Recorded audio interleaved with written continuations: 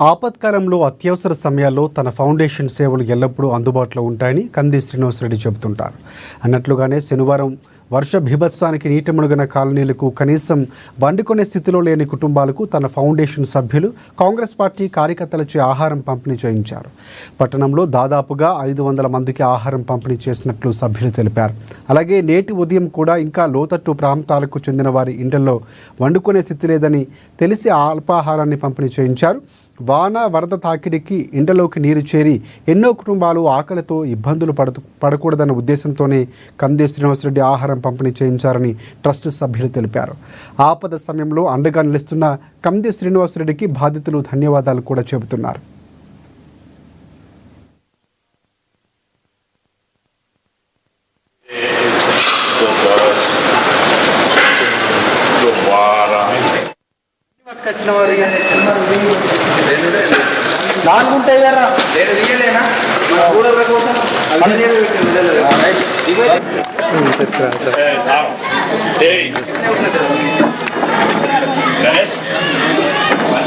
ఇంట్లో బలే పొద్దున తీసి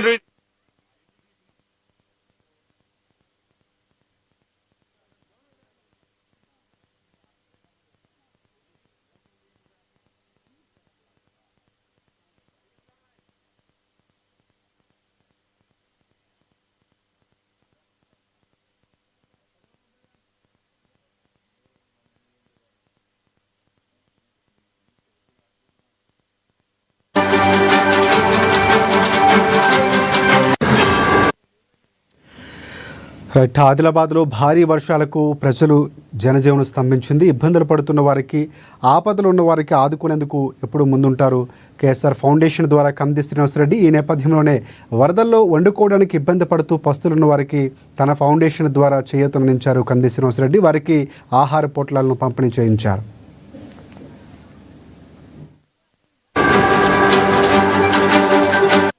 घर में पानी आया, पूरे घर पानी है, घर नहीं है, कुछ भी नहीं है. इंद्र मापत हमारा भी घर नहीं है. माँ को हमारे लोग कंदी श्रीनिवास रेड्डी खाना भी जाए सब देने, हमको खाली घर देना कैसा भी करके इतने हमारी मेहरबानी करो. पानी पूरा घर में आ गया, घर सही नहीं है, क्या करते, बच्चे छोटे छोटे रह रहे, सब घर भी नहीं है, हमारे को सेंक्शन भी नहीं हुआ घर. थोड़ा घर के लिए देखो, कोशिश करो, बस उतना चाहिए. कंदी श्रीनिवास रेड्डी साहब थोड़ा देखो हमारी तरफ, गरीब आदमी है, घर बन के थोड़ा कुछ भी करो. तुम्हारे भरोसे पे रुक के हम क्या करते हैं बताओ.